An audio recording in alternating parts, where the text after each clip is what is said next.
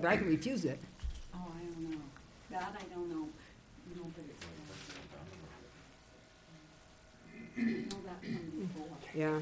Yes, thank you very much, Eleanor. Thank you, Eleanor, but, yeah, it's locked.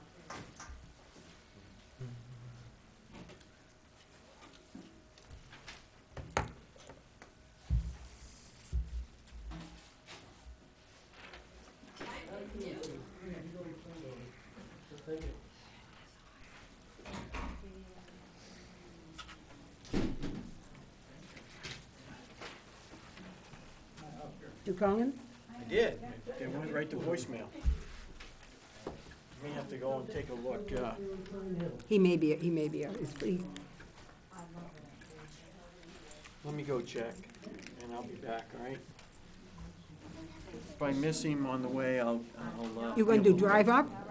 Huh? You gonna drive up to his No, house? I'm just gonna go make sure I got his other phone number. Oh, okay.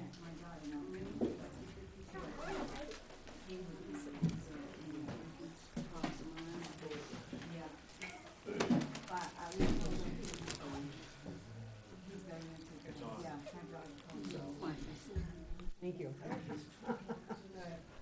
That's good to know. I told him that he's calling back. So we've had some trouble. So hopefully, you know, to be honest with you, I wish we could. You know, I wish we would get more. That's right. Yeah, that's exactly. Thank you, though. Thank you, Andrea. Oh, you're welcome. How you doing?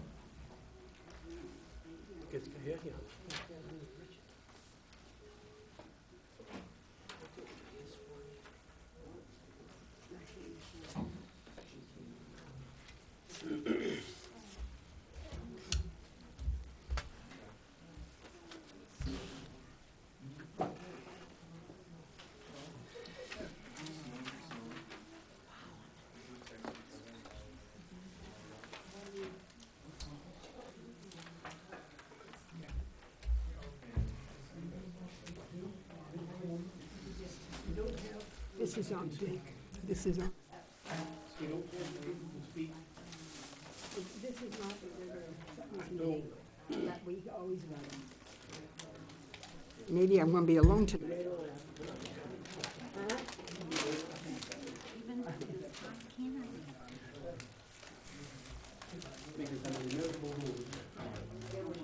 Just jump. Just jump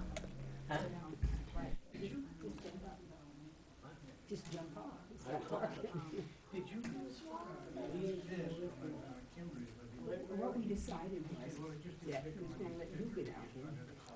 I don't know what you Well, we was gonna have a problem.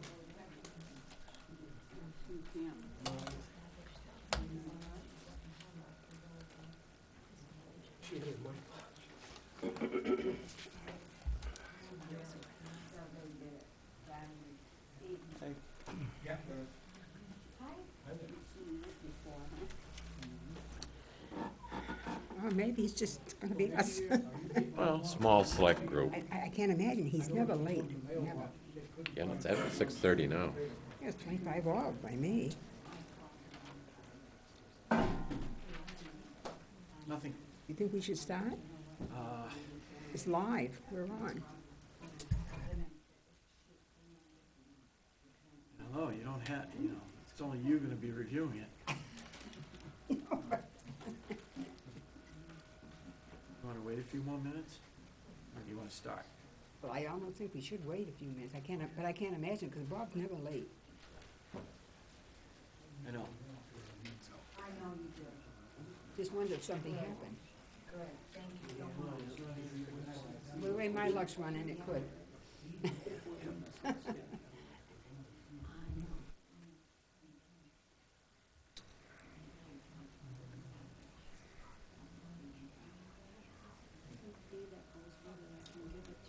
Read? And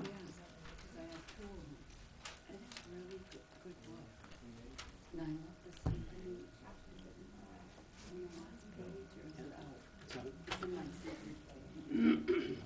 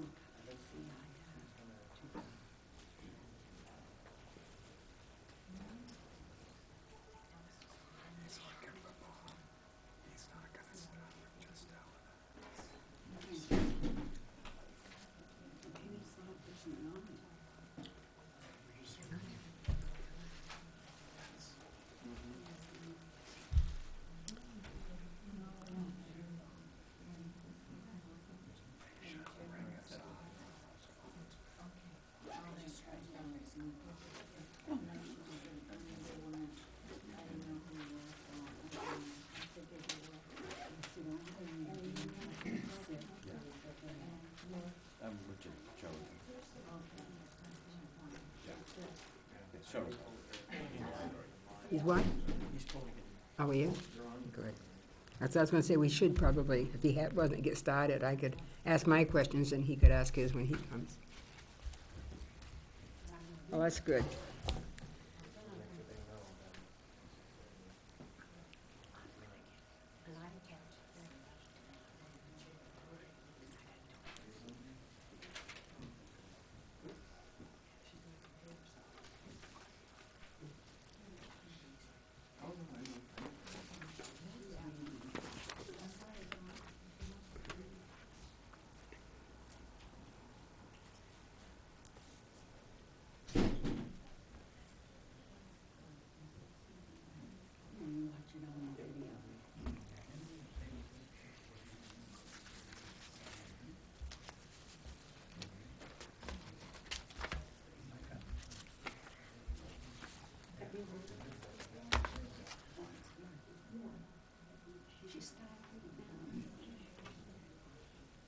How to get what you want from your community. It has a CD that comes with it. Really? Yeah. How you doing? Don't you say a word either. Hey, Bob. Believe me, I got plenty to say. Jeez, it's easy to take a nap. And I did. I fell asleep. Well, that's okay, we just was afraid something serious had happened. No, it's just my inability to stay awake. They call that old age. Huh? Old age. You're right. These are two warrants that's gonna be signed for the April 3rd election. Oh, they, You gotta, Jesus. Yes, I gotta get down in there. you got yours? Yeah. It's supposed to be in black ink. Nobody told me that, I just sign it.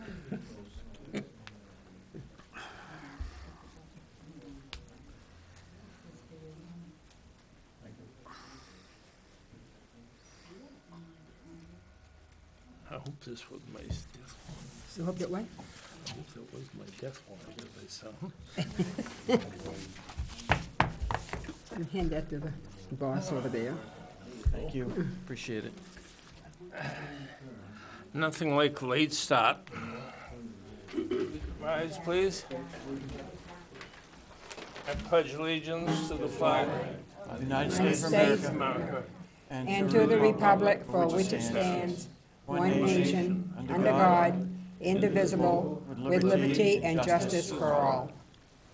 Thank you.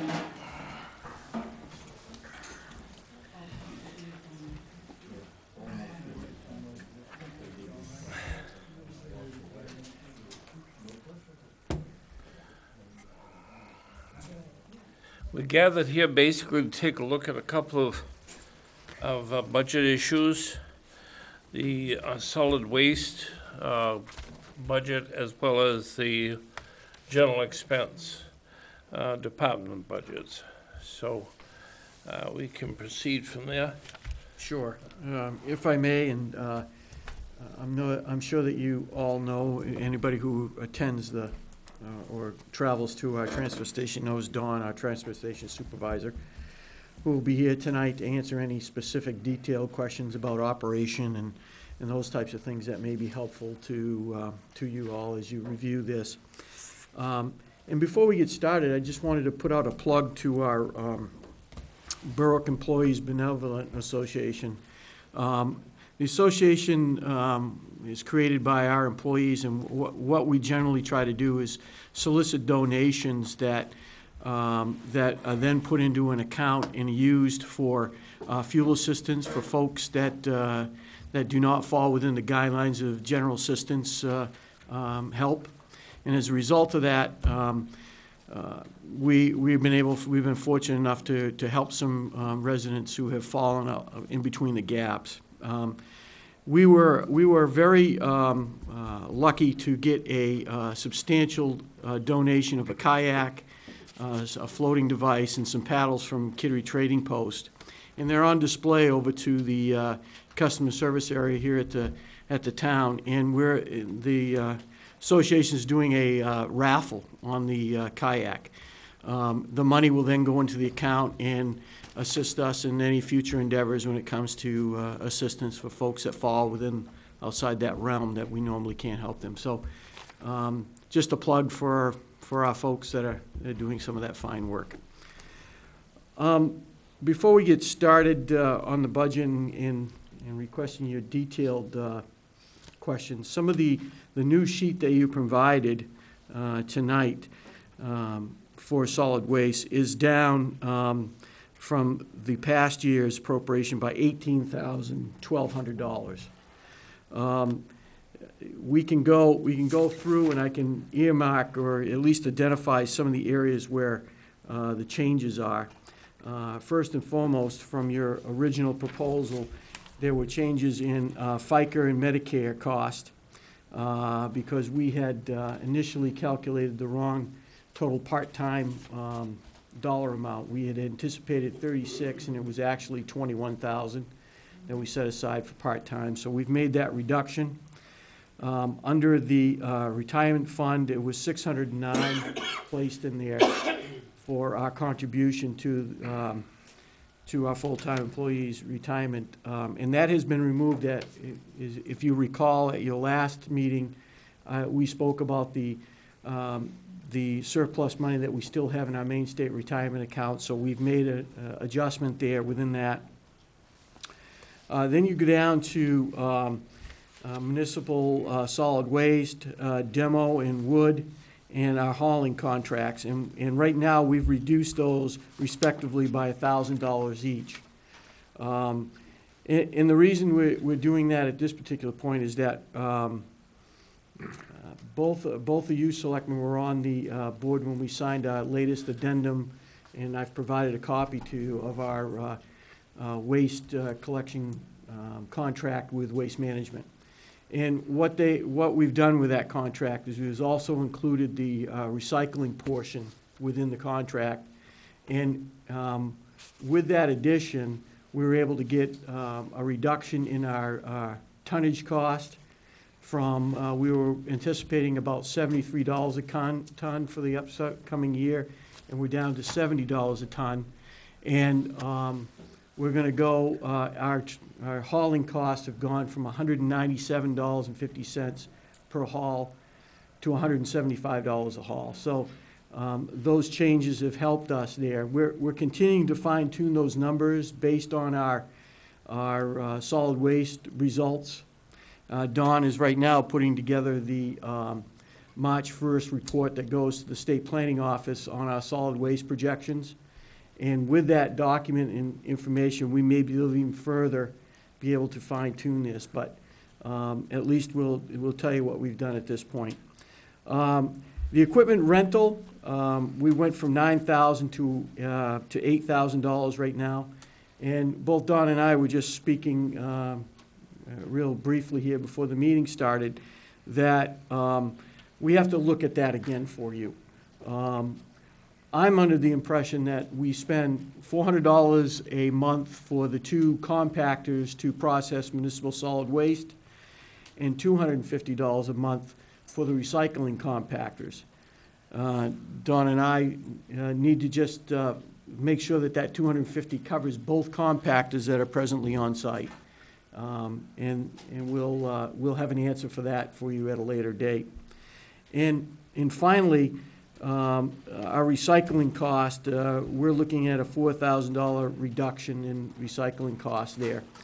And the reason being is if you look at your recycling contract with Waste Management, we do not get charged, right now the index price is $55 a ton.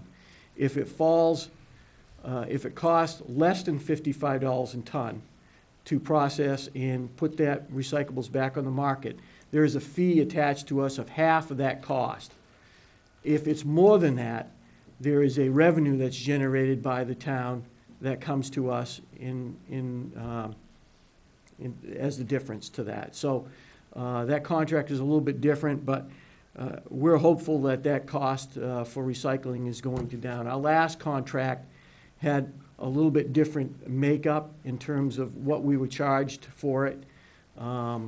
There was one, I think we were charged $5 a ton, no matter what the recycling market was. So this one is market generated, so it should be a little bit more feasible for us in the long run. So those changes provide a bottom line at this point of $476,617, which is, as I said before, $18,012 less from the previous year. And we'll answer any questions that you may have. The documentation I provided to you as backup has with it a spreadsheet on our wages and all the benefits that are for our employees out there, including the full-time as well as our part-time employees. I've given you an explanation sheet that briefly describes what each line item is for and gives you a little bit more information as to that particular line item. I've provided also a expense balance sheet, trial balance sheet for you that shows what we've spent to date and what vendors that was spent on. Now, if you look at that and you needed further details, we'd have to look at each one and then break out the details for you because they are very generic in terms of some of the expenditures. And finally, in this, there should be the amended contract for regional, for waste management, along with a fee schedule that's established for the transfer station. Again, that is a schedule that is controlled and managed by the Board of Selectmen as you see fit, hopefully based on our recommendations as to what expenditures and costs that we have. And finally, just a piece that's on the website that details the recycling efforts that we're making and what can and cannot be recycled. So we're here to answer any of your questions. If you wish to get specific on some. Okay, I got one. We went from separating our recyclers to a single stream. Now, how that did that save us a lot of money? Because we only have one thing down there. We don't have two anymore, so that should have. Don can answer that. Well, we have 2 containers. They're in the big red building. I only keep one open on Tuesday because we don't have that many people and I don't want. So the container that used to take the plastics is still there? Oh, yeah, it's still there. And, Yeah. and you do use it, so, And we do use it. I only use one container on Tuesday because it is the slowest day of the week. yeah. On the weekends, I have to open up both of them because we get busy. Oh, I've been there Saturday and Sunday, and I've never seen the other one open. That's why I guess I asked. I thought we just used the one. No, there are some times on a Sunday when I have to close one of the containers because It's full. if a container is half full on Tuesday, I don't have them pull it. I hope I not. wait until it's full. Yeah. And when it gets full on Sunday, then I open up the other one of them. Okay, now by doing single stream, have we increased our recycling, the tonnage any? Well, that's an interesting, our tonnage, our recycling efforts have been somewhere between 30 and 33% every year. And that's the analysis that's done by the State Planning Office on the information that Don provides them. And it's pretty well held the same over the past several years. And I think there's a lot of reasons for it. I think there's a couple of reasons. The first reason is that we're not a community at this point that charges per bag to get rid of our trash. What occurs in a per bag process is that folks are then motivated by monetary reasons to recycle more. And then you'll see that your recycling efforts will go up. And that's one thing. The other thing that you could do, and something we may want to look at, is having a very good publicity effort out there about encouraging more people to recycle. And if we can get more to recycle voluntarily, I think we'll see our recycling numbers continue to rise. Well, some towns do mandate recycling. Right. York, South Berwick. I mean, they mandate it. And of course, I've always been a strong opponent, not opponent, strong for recycling, because it does save us money. And I know that we had a recycling committee, and that's what they proposed, but nobody listened to them. Well, we're recycling, and I think And so there's. to me, whether we go to a paper bag or not, if we mandate recycling, we'll get more recycling. Well, you certainly will, but then you have to, I think you create some situations that you have to be mindful of, and that is that now you create an enforcement issue. If they're not recycling, how are you going to enforce them to recycle? Because without the paper bag system, there's no motivation for them to recycle unless they want to be good stewards and cycle on their own. So I think. I think most people are honest, and they would, and they would recycle. I totally agree with that. I think the issue that we have is if you want to see 40 to 50% recycling as to where the state wants to be, I think we have to either go to a paper bag and/or go to a publicity process where we are really doing a very concerted effort about encouraging people to recycle more than they are now. But we go paper bag, and all we're doing is switching the cost, and then it gives a more money stream to the town, and it's taking it out of people's pocket. I mean, you might as well say it's a fee, it's a tax, call it what you want to, but that's what it is. Absolute legitimate concern. I agree. It ends up becoming another tax, actually. when you That's right, or a fee, or look whatever at they want to My live with. understanding is that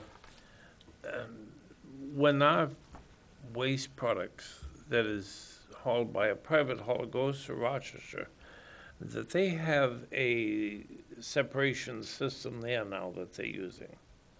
Is that correct? I'm not quite sure of what you're describing. I know that if you're talking about our recyclables, once we haul recyclables, they're hauled in one container, and then they're separated by Waste Management, and then they're used like a commodity. They find out where the best are. Now, in terms of, we do have a contract hauler here in town who provides services if people wish to partake in them. That hauler has exclusive authority to go to Waste Management to get rid of the trash. And that has been something that's been working here quite well, but there's no recycling involved in that. Okay. The customer to that would have to arrange with pickup with the commercial hauler and then haul their own recyclables to our transfer station if they wish to recycle. That's what I do. Right. I don't take my garbage down. The issue is that we generate somewhere around 3,400 tons a year right now, and half of the tonnage that we generate is picked up commercially and hauled to Waste Management. So we do not have to handle it at our transfer station. What would happen if we didn't have that commercial hauler and everybody had to take their garbage to the the recycling, the transfer station? I don't want to call it a dump, but it is. Well, I'm not sure that. actually, I'm not sure that we've got the space down there to handle that. I'm sure Don can address that far better than I, but just to say that once you create 1,700 more tons of refuse that's coming to your transfer station, you're certainly going to have more problems there. Yeah, and you'd have to pay for more hauls, more pulls, and, I'd have to pay for more pulls and the tonnage, yeah. yeah. And right now I have, We pay for the tonnage now. yes, Yeah. we do, yeah. Right now I have 5 demos. During the summertime, starting right after taxes, I get 2 more, so I have 7 demos. There are times when both compactors are full on a Sunday, and then I have to put the trash in with the demo. Okay, that it's the same charge for the pull and for the tonnage. But as far as space goes, right now, we're pretty well set. Yeah. I know we've had. We had to problems. incorporate that additional 1,700 tons. It would be my view that we would have to have a better location to accommodate that kind of a need. We, over the years, we've looked for a larger. In fact, it was in, I think it was 79 when we started You're dating recycling. yourself now. I You're know, dating well, I think I was chair of the board at the time, and we went to Well, it wasn't Waste Management then, what was it? It was another name they had up there, Turnkey? Turnkey. We Turnkey, went to yep. Turnkey. Yeah. And then at that time, we thought we would need more room, but as it's worked out pretty good. But I know there's some problems down there as far as, and then one other problem that has been brought to my attention, and I think I spoke to Dawn about it, those steps going up to put things in those big dumpsters are Right. pretty rickety. And like Dawn said, they can come and ask for help, but the idea is if they don't and somebody gets hurt on them because they're not safe, the town is responsible. And so I think we ought to look at them and see if we can't make them a little sturdier. Sure. I myself don't get up there and throw stuff in, but a gentleman that spoke to me about it, he said, you know, and he's not that old or anything, he just was concerned about somebody, older people doing it. Yeah, also I want to keep in mind, we do have a backhoe there. Like I told you before, we have the backhoe there on the weekends unless it's being used for a snowstorm or something. Yeah, Anybody comes in with like sheetrock, say like a bathroom sink or a kitchen sink, anything that's real heavy, we always make sure that we put it in the bucket of the backhoe. yeah, That way. he didn't say what he was throwing away or anything, he just said how dangerous he thought those steps were. And I didn't ask him what type of refuse he was throwing, I just, you know, listened to, and to me it made sense, that if you got them, they're all rickety, if somebody falls and proves that they aren't safe, I think we could be liable for that. The other thing that I think you also are aware of is that we, every month, we have Cleanup Saturday, Yeah, which generates a lot of, again, an opportunity for the public to do some general cleanup around their property, and pretty cost efficient for them, because if it doesn't fall within the realms of some of the material that we have to charge for, that cleanup is virtually free to them. So there are some real substantial benefits that you're providing the residents right now for trash removal and trash hauling. okay, that, I think it was demo wood here. You cut it down, did you say 1,000 or 3,000? On my thing, it says 3,000. We dropped it $1,000. We dropped it It's down to 64,000 now. Yeah, and you that got requested. 67 before that. Yeah, I don't know where the 67 come from. Well, The that's- 67 was the 2012 projection. Yeah, It's not that, it's 64. yeah, I understand that, but I thought you had said we dropped it 1,000. I was thinking we dropped it 3 by looking at this. No. And now, here we are, what, just 4 months out, and we've only spent 29,000? Correct. Yeah, that's, Yeah, it's about. in the we'll spring, see I it. imagine you get more? Absolutely. Oh, definitely. Okay, now, how much do you charge for tires down there now? What do we? $3, anywhere from $3 to $25, depending on the size of the Tiny tire. tires, that's right. But an automobile tire is Is basically $3. $3. And what do we, what does it cost us to get rid of them? About $1.50.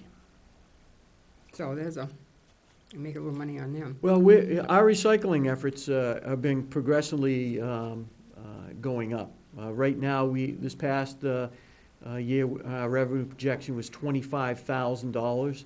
To date, we've generated just about $24,000. So we've almost met our revenue projection, and I think in the past, we've been able to get somewhere around the $30,000 to $35,000 range for revenue that's been created as a result of some of those materials. Have you done anything about the tires over in Bushman's group? Bushman Land? No. We're not gonna get $3 for each one of them. At least I don't believe we are. In this budget, because of the circumstance this year, when this goes to a warrant article, it's going to increase the overall year length. Is this considering that as well? There'll be no increase in our overall fiscal year length. I think in the past, we had our annual town meetings in May, which, once approved, that fiscal year would start July 1. Okay. Now we're going to be June 28th with a July 1, so we're going to be very close, but there'll be no overlap. Okay. Okay, we have oil down there, and I know the Right. town garage uses some of the oil for the heating, or at least Right. they used to. And, but we never need it enough to use it all up. But I've been told that Wentworth Greenhouse will come and pick up all that Oh, oil, yeah, because they that's do. what they They use. picked up approximately 1,000 gallons of oil in the last year. Okay, so when the highway department doesn't need the oil, Yeah, it goes to Wentworth Gardens, and like you said, they don't charge us anything. They take it, recycle it, and use it for heating their new glass greenhouses. yeah, I understand but that keeps it cleaned up at all times. We don't have a lot of oil sitting around down there. Not You at, know, no, one time not that at the was a time. problem. We have had in the past, sure. Yeah, We've corrected that. you have, We, great. yes, we have. We had some issues before, is that, I believe our staff out there tries to be as customer-friendly as they possibly can. And then oftentimes, we were collecting oil when we actually should not have been collecting it, because we did not have the proper place to place it. So we've addressed that issue. Our staff now knows that in some cases, if we're full, and we're making arrangements to get that picked up, that people who drop their oil off just can't drop it with us anymore. They have to take it with them and bring it back when we can accommodate their need. And now, how often does that happen? Don can- Maybe once or twice a year. Oh, so that's not a That's not a big regular thing, no. occurrence then? You know, that's good, because, what are they gonna do with it sometimes? If you refuse it, well, you don't want them out dumping it somewhere. Oh, God, no.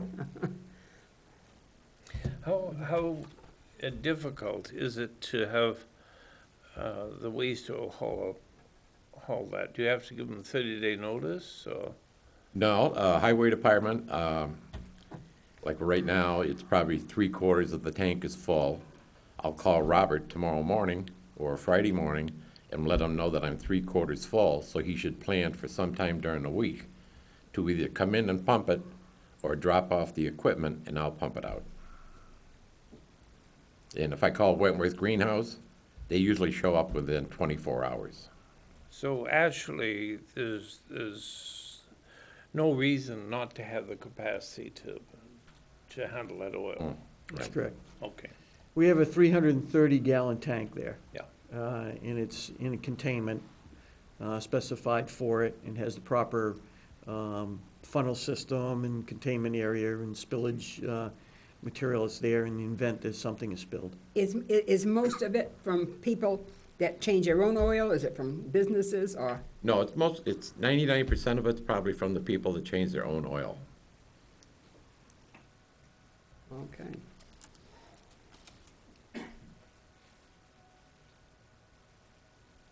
Now, I'll look and see, what's the cost of hazardous waste day now? Is that increased? For all three communities, it's just over $18,000 a year. Because we coordinate it, Dawn does most of the coordination for it, but our actual cost is somewhere between $8,000 and $9,000. Yeah, I see, you budgeted 8,000 for that. Yeah.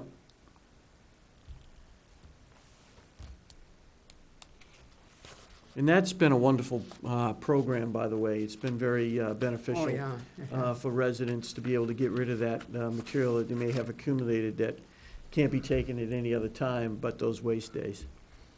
Yes, and I usually start advertising that at least 3 months ahead of time, Yeah, whether it be on the town website or even signs I have out there. And we pass out flyers. And the big thing is that I always stress to people to read the flyer that says what not to bring. Yeah. Because people will bring latex paint. I take latex paint at the transfer station. All Oh, they you- have- oh, you do? Oh, sure. All they have to do is mix it with kitty litter, speedy dry, or wood chips. When it's like peanut butter, that thick, I can throw it right in household trash. oh, I thought, well, if you take the cover off and let it set long enough, it hardens up too. That's what I do. Dry. Yeah, It but dries that out. takes a long time. Yeah, You know, it could take you 3 months.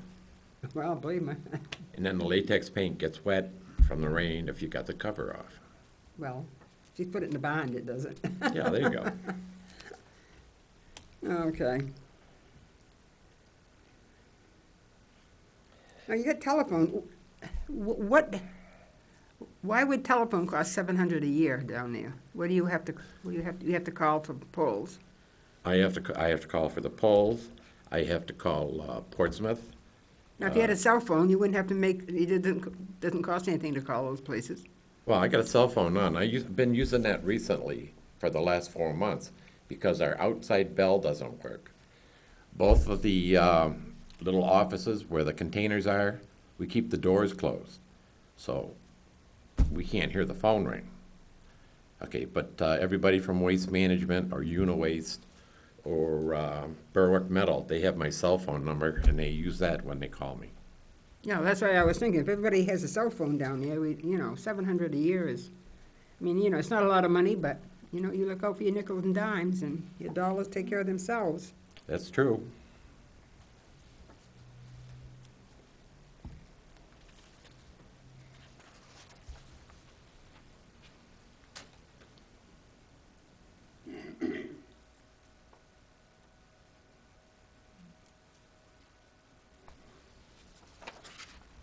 And postage, you haven't got anything for postage this year? No, that I use every 2 years. Part of that will cover the transfer station stickers, Cover the what? the new stickers. Oh, postage? Yeah, because if I use Would that come in printing? printing, I do a lot of it. Okay, whether it be at home on my computer or when I'm making signs. When that runs out, I go into the postage. And like I said, the postage I use every 2 years for stickers. But you don't mail anything? No, no. Why do we call it postage? No, in the past, we had a postage line because we were accumulating all the postage and it was coming out of one account, and we wanted to disperse that out of the town hall accounts. So what we've done is we've provided, our new postage system now has the ability to track postage for each department. So we've now removed it, and there's no cost there now. Oh, okay.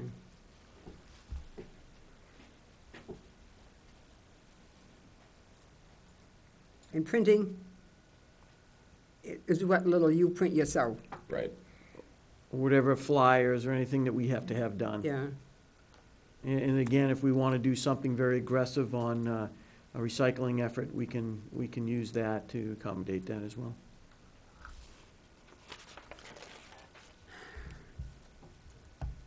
Now, most of the equipment down there is rented, leased, or whatever you want to call it. What do we have to repair? The buildings, and that's about? Right, if we have any structural damage, occasionally, the highway department, they may have a new driver or something who's plowing. He may back into the building or the telephone pole. And we had a part of the cement wall knocked down a few years ago. That's the area that contains the metal. Oh, yeah. Yep. Yeah. Well, if And he just does that, I would general think. repairs, like replacing a door. Yeah, it's not a lot, it's only $1,000 anyway. Yeah, really. It's not a lot of money. It's just to take care of our structures. Yeah. We have there that needs our addressing. We have several outbuildings that need to be maintained and painted and so on and so forth.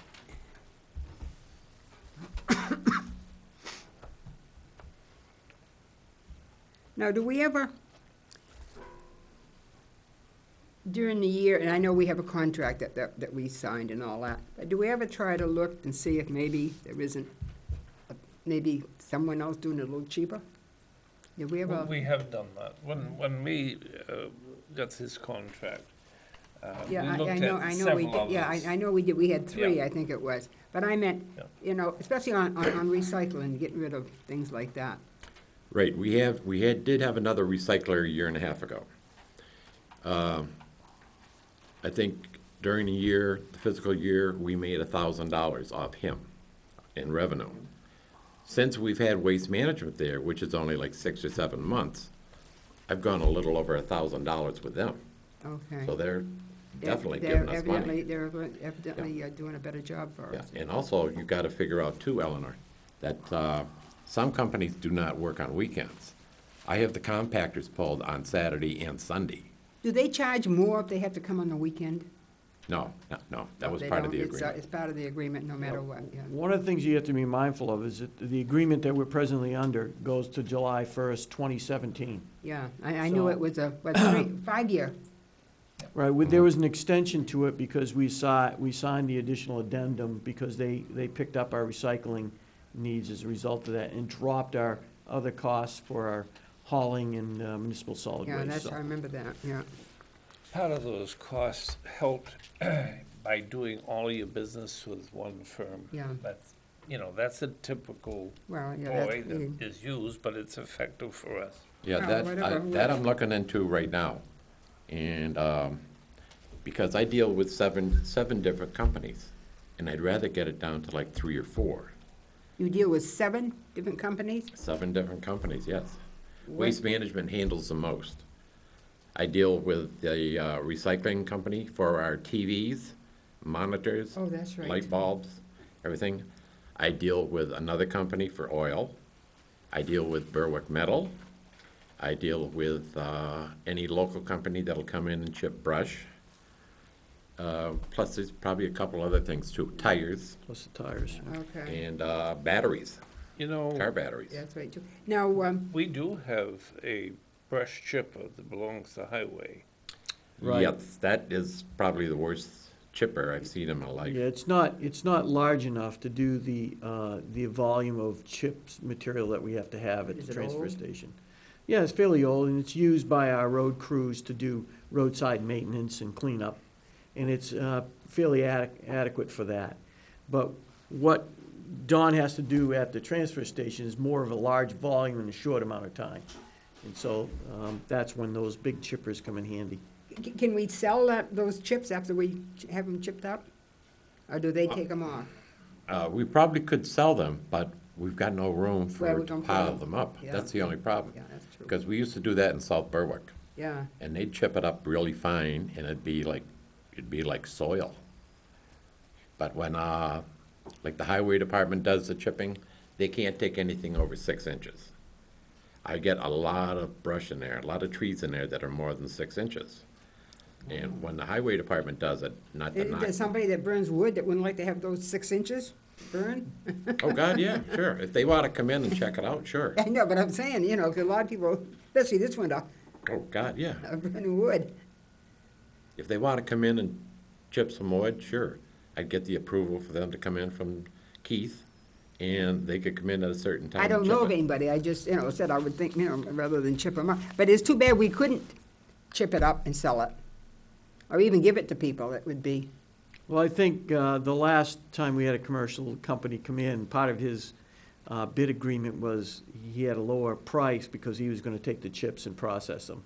So if we wanted to Okay. have a bid where we wanted to keep the chips, Oh, they Then take they the, would- okay, they chip and take the chips off Right, now. They take them off, right. Okay, and so that, Otherwise, those would go to landfill if Yeah. they weren't used. yeah, well, unless we put them in a pile down well, they there. were used for biomass heat down at the, one of the stations down in Newington too. Yeah. I know that some of that material was going down there. So there's definitely a commodity that, that can use that material.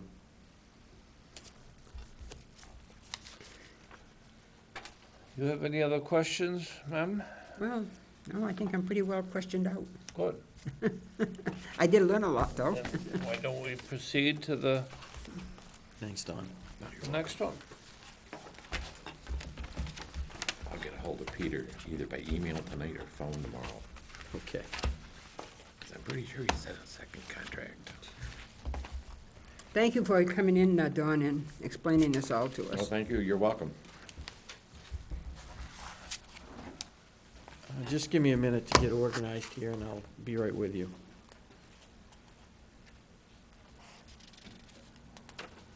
In the meantime, while he's looking over, is there, the public have any comments they'd like to make at this stage? If they would, it would be a good time for comments. Sure. Would you go up to the, unfortunately, it doesn't broadcast very well if you don't use the microphone. Darlene Clement. And I would see that there is no sign out front to let us know that there's a selectmen's meeting tonight, and I don't believe there was one last week. Is there a reason for that? I'm sorry, yeah. For the selectmen sign, This is to let not a people s- know? It's not a This selectmen's is not a meeting. regular selectmen's meeting, this is a budget Oh, hearing. But okay. but it could have been put out there and said budget hearing tonight. All right, yes. Is that, Keith, No. but it wasn't out last week when we had a selectmen's meeting? No, No, we have No. purposely left it off because you're not acting as a formal board. Okay. But if you want me to put something else out there to recognize the fact that you will be meeting, I certainly will be able to do that. I think that might be a good idea, and like on the odd nights, like tonight, we should put maybe budget hearings. Yeah. And then people would know what was going on. That's fine, we can can do accommodate that. and I just had another, I was wondering if we had people that did community service maybe at the transfer station? We do on occasion, yes, depending on their ability to be physically able to perform the tasks. Folks have taken advantage of the workfare program under the general assistance umbrella. Right, and are they ever asked to maybe pick up alongside of the road, seeing that I see trash everywhere? I don't believe we've extended that to them, no. Okay, thank you. You're welcome. Anybody else? Ken?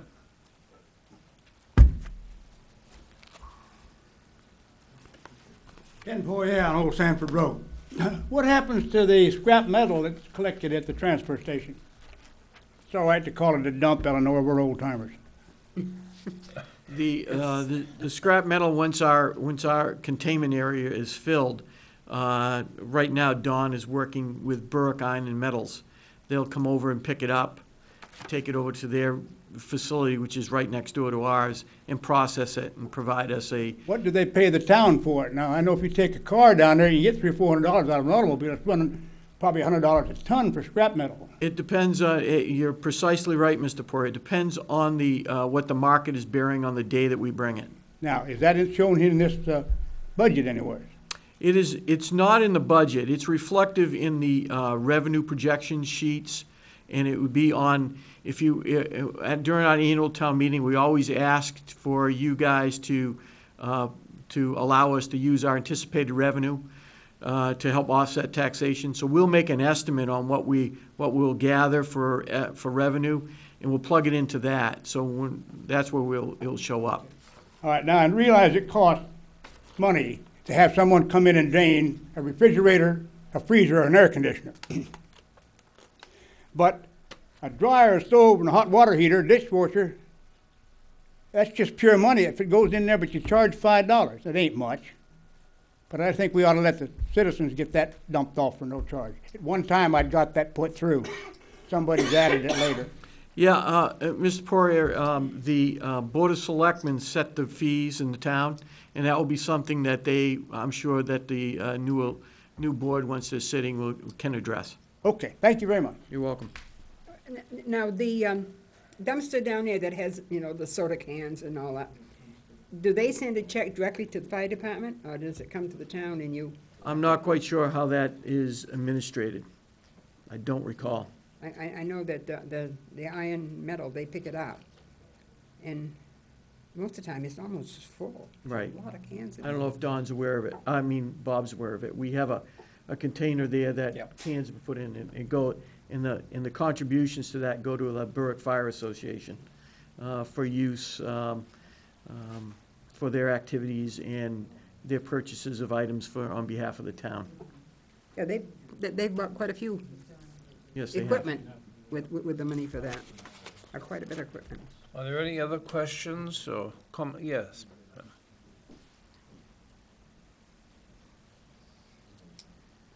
Hi, Jody Wright from 12 Wilson Street. I want to thank Eleanor Murphy, George Murphy, and Dan Mitchell. And I think there was, how many other people? 3? So the 6 people that came last week to the Springvale District Court when the town of Berwick brought our family to court. And with that said, I wanted to ask maybe Eleanor or Keith if you people have heard anything back from the Springvale judge. I would assume that Alan would be the one that he's going to dismiss that. Right, that up there. generally what happens, Jody, is that once all parties have agreed to whatever conditions that they agreed to, the court is notified, and then the judge will sign the order dismissing it, and then we'll get a copy of it, and we haven't received that copy yet. Won't they send them a copy I also? would think they would. And am I correct, Eleanor, that I heard Jim Webster say that he was going to put a document in my house file so that Yes, he did it will substantiate that my house has had grandfathered use, A and that conditional we use. will no longer look like we're doing something against an ordinance? He said he would put one in saying that you had the conditional use to rent rooms. Okay. So what's a timeline for that is the next Well, question. I don't know when Jim, he may have done it, I don't know. I haven't gone in to ask him. Give him a Gina? call tomorrow and ask him if I he's gotta placed come it in and the file. register my car. Will he be in tomorrow? Yeah, he should be in. Morning. Just swing in and chat with him about it. Okay. Okay, but I really thank you for helping my situation, because it was stressful over the holidays, because the first letter came December 9th. And I lost one resident because of the threats that the town was making.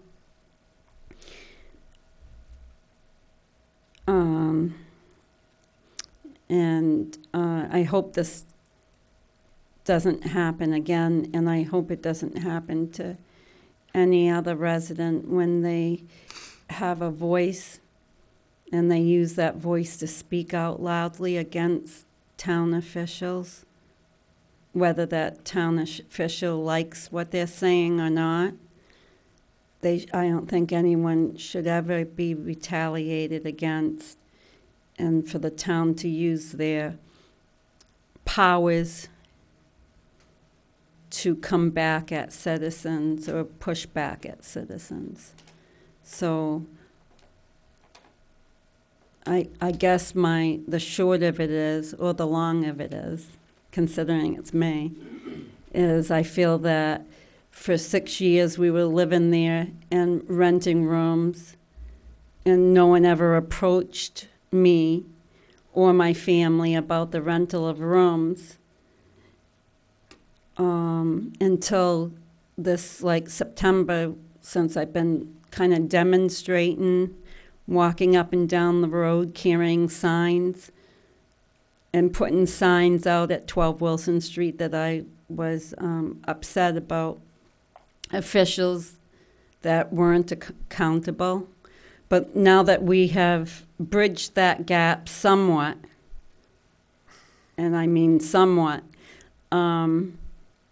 I'm hoping that I can put out signs, that I can go on the streets and campaign, and that the town isn't going to find that maybe, I don't mow my lawn like I should, because I don't, or rake I don't know what next the town might be able to come at me for, but I'm hoping this is a lesson for myself, because I used to live in a big city. I'm really the type of person that is not even used to having a yard. When you open your car door, you hit the other building. But I've always campaigned and politicked in many different ways, and I never once ever lived anywhere where the town has taken drastic measures. And I hope everyone recognizes that it was the town manager of South Berwick that had to leave because there was conflict. He had just given me a month beforehand his projected stay was going to be as long as he keeps his job in South Berwick. And then a month later, I have to tell him that the town is giving me a hard time about an ordinance, and he had to leave.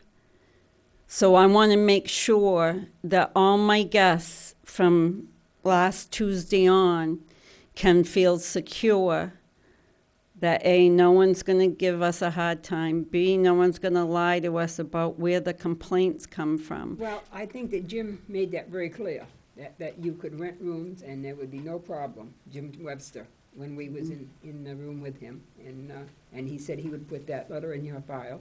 And I have no reason to think that he won't do that. But, Jody, I hope that we've had past history, but we can move forward now and get to town so that everybody is up and running and we're getting back to normal again without all this upheaval that we've had. Right. But again, it affects people's livelihood. It affects certainly people. does.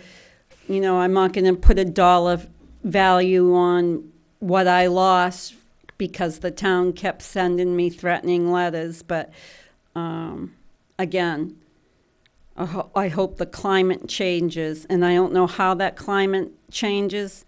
Well, I think we got it settled Tuesday, as far as you're concerned, hopefully. Oh, there'll probably be something else come up with somebody else, but as far as you people are concerned, I feel very confident that it's settled and you can rent rooms or... Yeah, and to say another thing that I wanted to make comment on, and Keith might like this one, I'd like to build some type of political action committee or group that we can actually collect data from the community, whether there are complaints against them from the towns, or in like this case, you get summons to court. The day I got summons, I turned 54 years old. That was 2 weeks ago. It was great. First time I had ever been summoned. I thanked the sheriff's department for my birthday present. Well, that was the first time I'd been subpoenaed, too, so... Yeah, it's a and I first. got you. Thank you. Thank you. Yes, dear. Andrea Womet. This full-time employee for the transfer station, I thought full-time was 40 hours. Keith, how many hours does Don work? It's 37.5 to 40. Well, yeah, for depending the on- town, that's Yep. true. But does he's there, the 37.5 hours? Yes, he's required to punch in and do his business and do his errands and coordinate his deliveries and whatever other functions he has going on. Because for years, that was just a part-time job down So, there. Totally understand it. okay, it's not only the 3 days a week that he works there. Oh, God, no. Okay, that's what I didn't know. Yeah, Thank you. you're welcome. Oscar. Good evening. I have a couple of questions for Keith. I'm not sure he's taking questions, but I'd like to ask him. Keith, are you entertaining questions this evening? I'll answer whatever the pleasure of the board, and if I can Okay. answer it, I certainly will try. Are you going to make any kind of comment about the recall vote that took place a couple weeks ago? You want me to comment on it, other than? Certainly. Oh, sure, be more than happy to. Well, I think you should be, I mean, the president gives the State of the Union and the governor the state of the state. How about the state of the town? Generally, that's served for the chairman of the Board of Selectmen, but seeing we don't have one now, But I'd be more than happy to comment on it. I thought it was fantastic that we had the outpouring of folks that came to exercise their ability to vote. I thought that the vote was decisive. It was clear. And I don't know what else you want me to say on that. Well, I think you owe an apology to the 3 that were removed, and I think you owe an apology to the citizens of the town of Berwick. This happened on your watch, so you own it. That's my position. That's certainly an interesting position to take. I do serve at the pleasure of the Board of Selectmen, and I take my direction and directive from the board, who provide me the direction that they wish for me to follow. And so I take what you say, and I appreciate your comments. Okay, thank you. Robert, I have a couple of questions for you. Well, I hope Are they you aren't too entertaining? difficult. Are you I'm getting old. entertaining any questions this evening? Would you tell me, please, what was your motivation for making a motion to rename the Estabrook Doran site? Basically, I felt it was an attachment of this building, not physical, but the fact that it's actually a building that is utilized basically for the same operations. So do you want to rename the fire station, the town garage, and the public works? It could be, but that's a dual building up there, at least that's been what is proposed. That's basically it, yeah. Well, Oscar and I had a discussion the other day on that building, and he brought up the fact, and I think it's a good time to throw this out. That's the Estabrook School and the Durham School there. And they both, Miss Estabrook's taught school in this town for 51 years. She not only taught myself and my brothers, she taught my father and mother, both of them. And Mrs. Duran taught, I think, all my kids. She was a kindergarten teacher, and she was one of the sweetest people you'd ever want to meet, and an excellent teacher. And so we were told that maybe that should be called the Estabrook Duran Community Center, in honor of those two teachers who were great teachers. Yeah. And did, I have no problem with that. but it's not. I don't think it's up to us to name that. But I'd like to put it out there, and not only to the people here, but the people listening, Yeah. and see we get some feedback on that, because they were certainly a part of this town for many years, and taught mostly every child in town. Because back then we didn't have 2-3 classes of first or second grade. You had one step primary, one first grade. The town was small. But I said, Well, The committee that was formed prior to my taking over as chairman have reverted back the name to the community center, period, just a blank name. That doesn't mean it's cast in stone. No, but I think that, we should, If we the should honor public would those. like to have it named something else, it's fine with me. Well, that was the Estabrook Durham School, Yeah. and so I think, it would be nice. The Estabrook School was built, I think I'm right when I say 1948 or something, and had to it was done Yeah. almost all volunteer.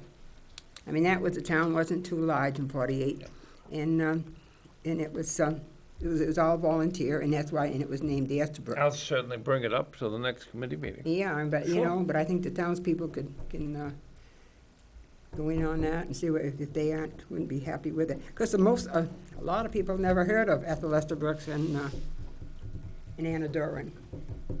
Okay, well, my question is that I find it funny that Robert or any of the selectmen just can change a name of a property. It seems to me the taxpayers should be asked what they think. And I'll be honest with you, Robert, when I watched it, it appeared to me to be the same slippery kind of deal for that project up there. Things have been done by the board, and nobody asks about it. Now, in the paper, there's a news release about a community center.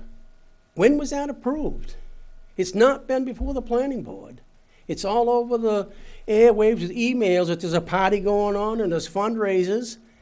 I've said it before and I'll say it again.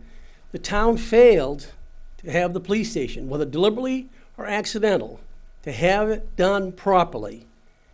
Then, with the infinite wisdom of the board, they allowed Bateman's to lease all the property without giving any regard to what they were going to do with the remaining buildings, when the town, as far as I'm concerned, should have had first priority and say they needed this much for the police station, a certain amount for a community center, and whatever was left over should have gone to Bateman's.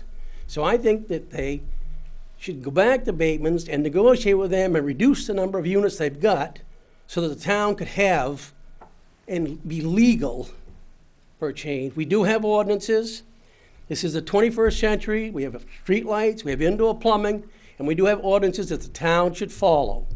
There's no special clause in any of the ordinances I see saying the town is waived from anything.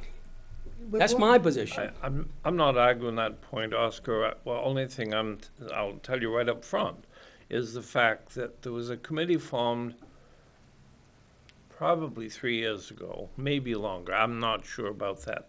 There's a group of people who were put onto that committee, that were approved. The committee met, and the decision of the committee, as well as myself, is to get that building up and running with no cost to the taxpayers. And that's what's happened at this point. There's been no cost to the taxpayers. However, March 1st, we're going to the planning board to get a conditional use for that. Yes, after the fact. Well, not after the fact, because it hasn't been used. Okay? What we did do is what the town should have done years ago, and that's upgrade the building to keep it in reasonable condition. I don't question that. You know, and that doesn't have to go for conditional use. That's the replacement of siding, and because we can't do the roofing right now because of funding issues, there is another alternative we're looking at to do that. So there's been no funds expended by the community on that building.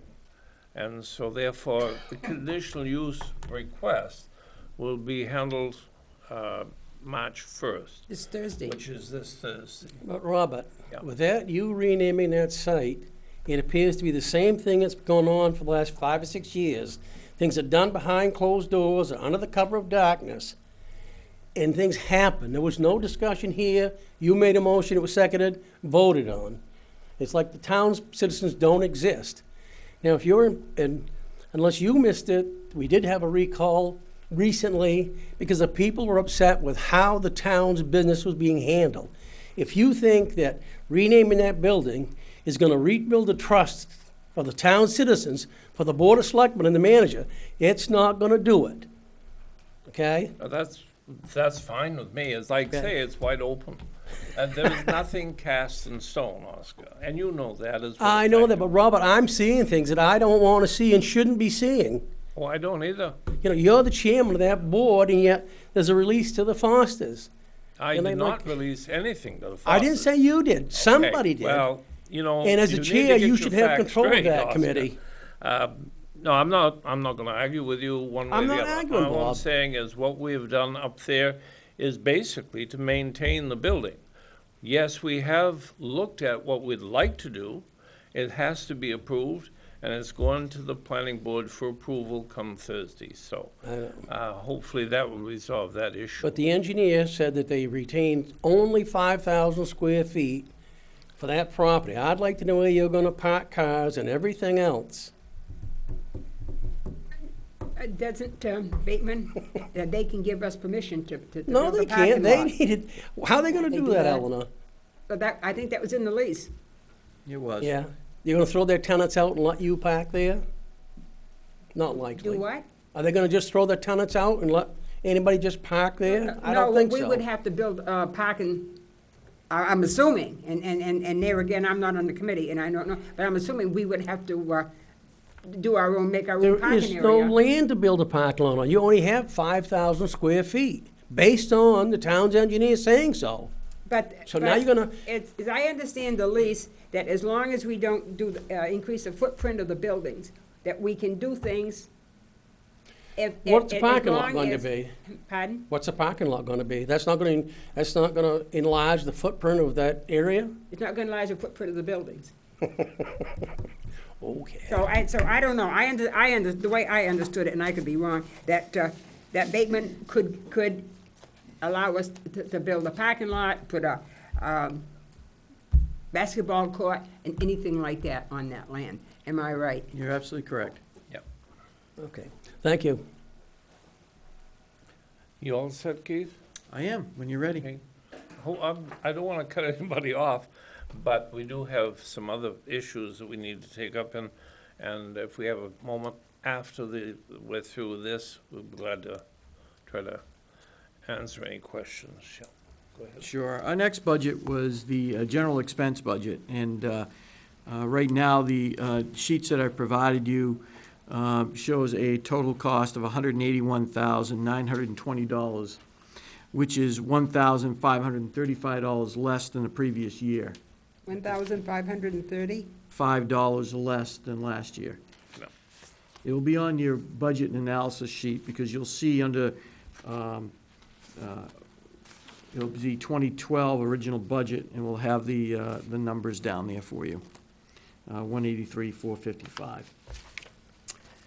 And if you want, I can go right straight through this one. It's a Yeah. very short one, and it may be very easily Sure. done. The first budget amount requested is $59,170 within this budget, and it's for our workers' comp insurance. Workers' comp insurance is provided through our MMA affiliate. The workers' comp is set up by the amount of folks that you have in each category that they identify. And with that category identified, there's a rate factor to it. And then they provide us a cost based on that. In the past, we've been fortunate that our workers' comp safety has been as such that we've been able to receive discounts from MMA returning to us. And I think last year we received, I think it was like $4,500 or $4,800 back to us based on our efforts. The next one is audit services. This is a contract. I believe we're in year 2 of a 3-year contract. The audit services are $18,450, which is same as the previous year. And the auditor provides this contracted services, looks at all of our past expenditures from each fiscal year, does periodic audits based on whatever he wants to pick up, looks at other costs associated, provides to the board management letter as to his observations and any changes that they feel are appropriate, and assists the town in any changes or questions that we may have in terms of financial stability and or accounting of any new programs that we may start. The next one is legal fees. Right now, this may be something that you folks are going to have to look at a little harder. Right now, last year it was $10,000. We have set aside $10,000 again in this account. But as you know, to date, our actual legal fees are $31,595. That's just for 2000, this budget now. That's just this fiscal year. Yep. And they extend a plethora of things based on decisions and or things that are done here at the Board of Selectmen, as well as any of the zoning or planning board issues that are coming up. He provides to us any labor issues, municipal law issues, or zoning issues, and presently the fee that Why doesn't MMA provide some of that to us? they do. Why would we get it from 2? Well, it depends on the content that we're requesting, and every time you ask MMA an answer, if it's a general observation answer, they're willing to provide it. But if it's something that's going to end up going to court, or if it's an issue that's very sensitive, they do not want to provide you a legal opinion on that. They want that opinion to be rendered by your town attorney. Okay, now I'm assuming that some of this 31,000 some odd, 500 something, that a lot of that is that iron metal to go into court on that? Because Yep. I know I came to a meeting here and it was like 5.5 hours and our lawyer sat here. That's And I'm correct. sure he got so much an hour and I can't blame him for that. Right. So that must have cost us something when it went to court, because he had to go up there and, Correct. Anytime that, did you have, is there any way we could take a look at that to see just what those costs, where those costs absolutely. were? We can That's give you a what- breakdown on that. That's what I kind of would like to have a breakdown to see just You where may those have to, costs- we may have to go back and pull the original billing, because each original billing has a line on it. It tells you exactly if somebody called, what they called about, or in whatever process that he's providing to Because that. that is a lot of money for legal fees for the town, I think. You have to remember, until this year, that legal fee has been hovering Never- around never been. $10,000. Yeah, well, I know, that's why, it's, and I do realize, because I said, come to the planning board meetings, and sat here and listened to that, and I'm thinking, wow, Okay? I could see the dollars ringing right up. And then finally, just to let you know that the attorney's fees for us is $175 an hour for the work that he does for us. Administrative fees that are identified in the next line, which is $600, is primarily we offer a pre-tax dollar program through AFLAC for our employees, so they can put aside pre-tax dollars to cover deductibles and health insurance issues. And as part of that, AFLAC charges the town an administrative fee to manage and handle that. So that $600 is related to that. Say that again, that is Aflac, that's nothing to do with any other insurance? Right. We have the ability, it's called a 125 plan, and what we do is our employees have the ability to put aside pre-tax money to cover their health insurance deductibles. Oh, And then it's put into this program and administered through AFLAC. okay, and Aflac charges us to allow them to do that? Right. There's a fee that's related to it. 600? Yep. The next one, it said water and electricity for the schools, and that's a zero balance now, because that was primarily for the old Berwick High School when it was still in the town's possession. The next one is streetlights. Right now, we're requesting $30,000. We've been holding pretty firm to the streetlights cost. Presently, we have roughly about 212 streetlights that we manage. Most of them, I think 208 or so, are through exclusively through Central Maine Power. But we do have some subdivisions that were put in place that has decorative street lighting in it, and that is maintained by the town through an electrician or whatever efforts we have to do on that. Now, but it doesn't cost any more to maintain the decorative ones than it does the others? No, there's a meter there, and then we get charged for the electricity accordingly. But with the CMP lights, if anything happens to a street light, we call them and they'll come in and repair it or replace it, and there's no cost to the town. But we have to pay for the decorative ones to be repaired? Correct. If they get broken, we have a couple now that are broken, or if the lights go out, and we've had a couple right here in front of the town hall that the lights went. Yeah. We have to, we have some spares and we'll go up and change it, but if it's electrical motivated, if something else is wrong, then we have to hire somebody Yeah. to take care of that. Okay. But to change a bulb, the town crew can do that? Yes. The next one is traffic signals. We have $4,000 in there to take care of the traffic signals, and that's purely maintenance. In the event that a light goes out or the timing system is skewed for some reason, I think it is. we have a company that comes in and provides us assistance to get that up and running again. The way it's backing up School Street, I think there is a problem.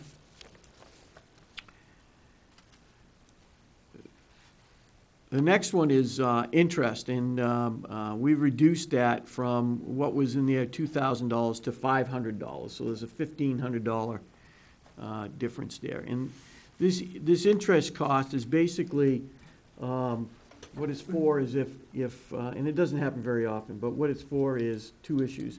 If a resident pays more taxes than they're obligated to pay to us, and we're holding that money for a certain time, there's interest cost associated to that, which we have to pay back to the taxpayer. It's in and out item, actually. Right. The other issue is that as the planning board went ahead and established subdivisions and roads were being built, and the roads were being built to town standards, there were escrows that were set up, which there were interest-bearing account escrow accounts for these road constructions. Yeah. And once those roads are done, whatever interest that may have borne on that is calculated and paid back to the developer. What do we pay for interest for overpayment of taxes? What is it? What did we obligate the last time? 7%? Well, maybe it's worth overpaying your taxes. Maybe. The next one is unemployment compensation program. It's was 40, I think it was, let's see what it was. It was 43.93. We moved it to 4,200 based on the projections by MMA. It's a self-funded program, and MMA serves as our liaison between the participants and the Bureau of Employment Security to handle all those unemployment claims and issues. But we don't have too many, do we? Nope. We say we haven't laid anybody off, or, And the last one here is our property liability insurance coverage, again through MMA. And it provides our blanket coverages for our buildings and vehicles and, you know, whatever contents we have, as well as our general liability coverages for police, fire, automobiles, and public officials' Do you liability. know what the liability coverage is, money-wise? Is there, usually when you buy an insurance, you buy, you know, by the hundred thousands. Do you have any idea what that is, Keith? What, our liability coverage, I believe Yeah. it's 2 million, I'm not sure. seems that rings a bell in my mind. I don't know where I I'd read that have to either. double check it. Two? Yeah, that's what, I think that's what, it was quite a bit. But our public officials' liability, I think, is up to- Today, that's nothing extra, unfortunately. One Well, good these are- accident, and you could blow that without too much trouble. So in that, in a nutshell, takes care of those budget items within that general expense budget. Well, I guess, you know, and I really got a question on there, is that the legal fees. I would like to know what $31,595 all went to in 5 cents. Kinda, Keith, what was the last one, property liability insurance? That's correct. Yeah, but you never said. Oh, I'm sorry, it's $55,000.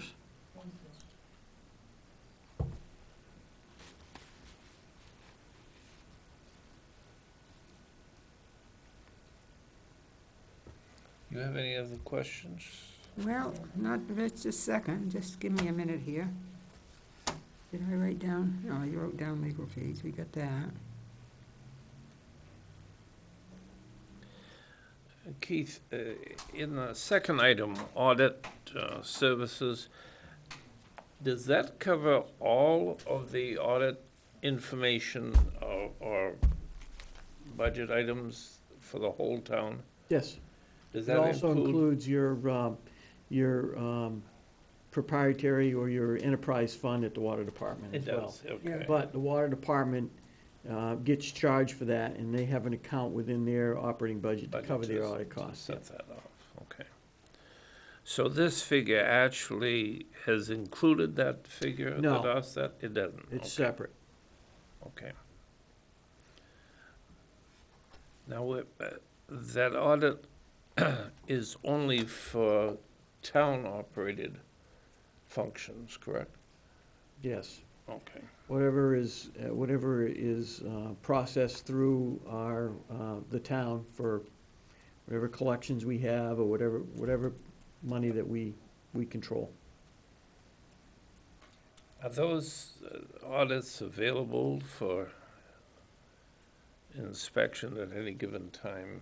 Yep. Yeah, okay. They're all in my, You have a set of, you have a Yes, book of them, yeah. yeah.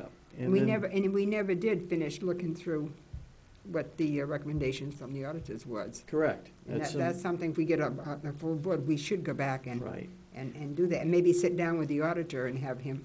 right. The other thing we try to do, and it depends on the frequency of the auditor having the ability to come and make sure that he gets all of our audit completed before we print our town report. We try to get the most recent audit Recent report up-to-date stuff. within It's the always a town year report. behind, though. Yes, it is. Yeah. It's always We a year try to behind. get it in there so people at least have that Yeah. information available to them, and Yeah. they don't have to necessarily come in and grab one of our audit reports to review prior to that. The duration of the audit company, is that altered every 2 or 3 years? It's been a 3-year cycle, and it hasn't changed audit firms since I've been here. No, we used to have, It's time. Bowyer, what's his first name? I think, He does honestly, your kind of community action, and then when we you run a, we when you, changed to this one. yeah, but when you run a business, 3 years should be maximum. And then you go out for a different order. Only reason I'm saying that is because of auditors see different things, although they're supposed to be auditing the same information. You know, it just is a self-protection kind of thing.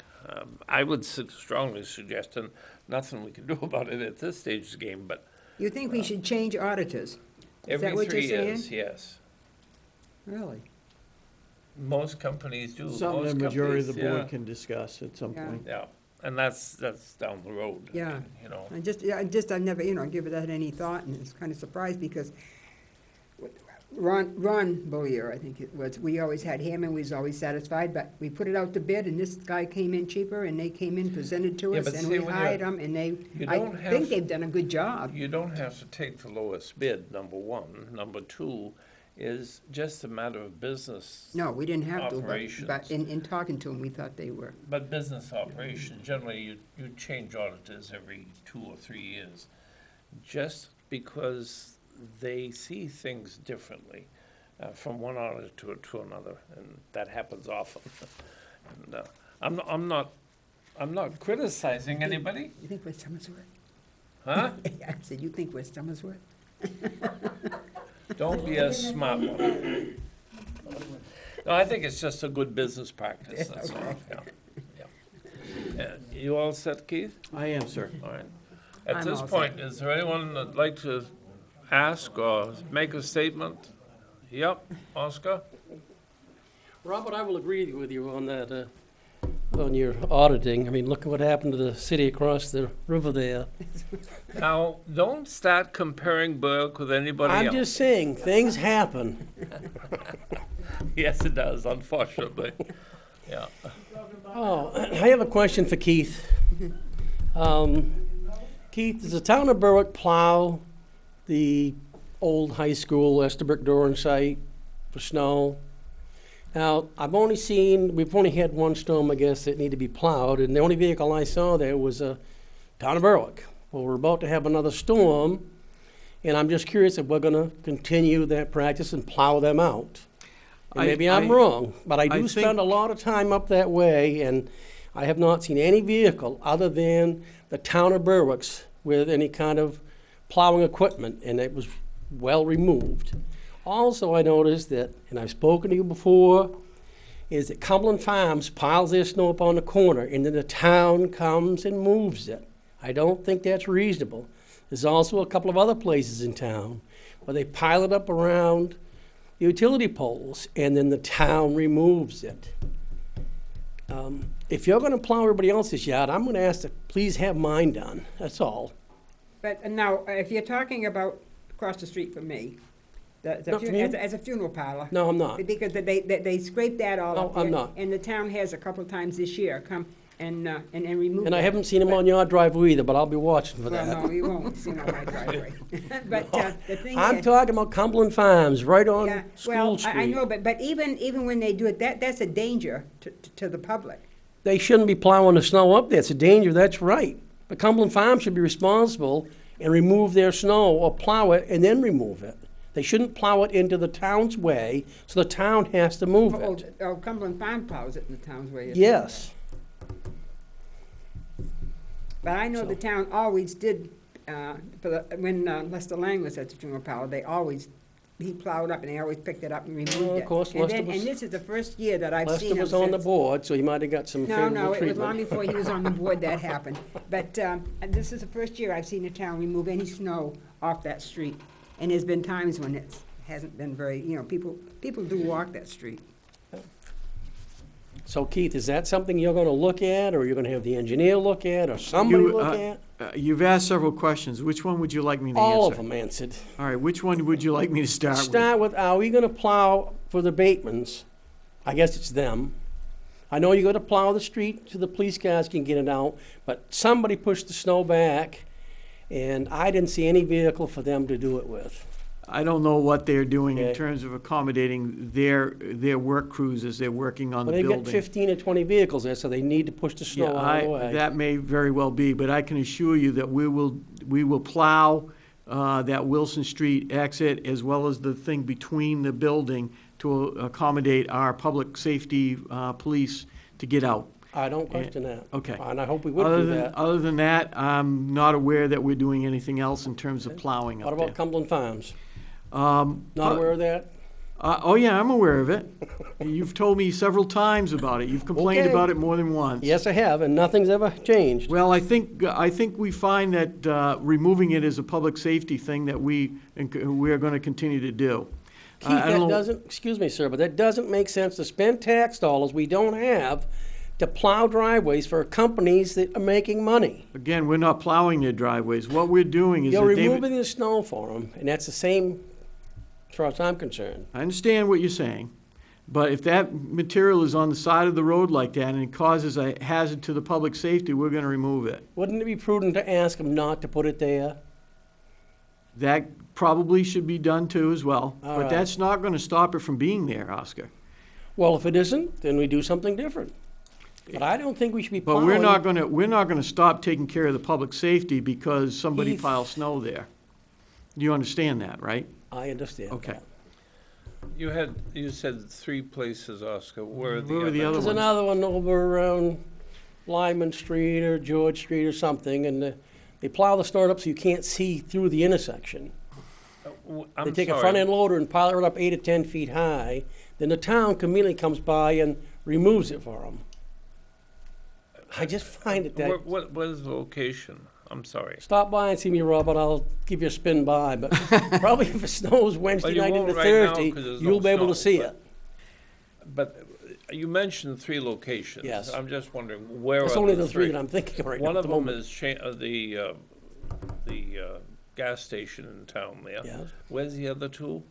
2 is where Bateman's is, and the police station. Yeah. And the third one is over on one of the side streets. Like I say, The corner of Lyman and what, George or something in there? yeah, somewhere in that general vicinity. What happens is, I'm just trying to get a handle of what you're describing there. Do the people plow their snow out into the road, which is a Yes, they do. All right, that's a violation of state law. Mhm. Okay, if they leave it there. They need to be able to move it someplace where it's out of the public way. So you're saying that they're leaving it in the public way, and then we have to... I'm saying they pile it right around a utility pole, so Oh, that when you okay. come up to a stop sign, you cannot look and see around it. If you come the other way, you can't look and see beyond it. I see. And then the town is very benevolent and comes and trucks it off. Okay. But you're not sure where that is. I'm very sure where it is, Robert. Well, what's the name of the street? Lyman and George, I think. Hey, Vic, what's the I- street there, do you know? I mean, It's Lyman and George, or Lyman and Allen? Lyman and George. Allen Street isn't down there. No, It's well, Lyman it and comes George around. in there. Thank you. anyone else care to speak? If not, I appreciate your candid remarks, and we will Oh, she was- proceed.